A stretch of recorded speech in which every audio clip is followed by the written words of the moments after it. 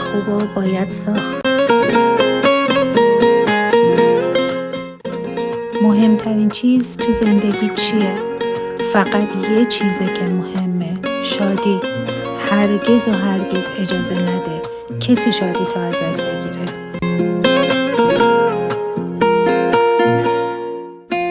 وقتی روزگار تو رو تو شرایط سخت قرار داد، نگو چرا من، بگو نشونت میدم.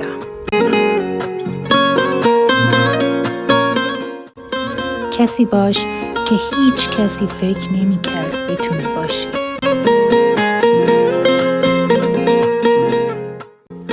هیچ وقت برای چیزایی که خودت میتونی به دست بیاری به کسی التماس نکن.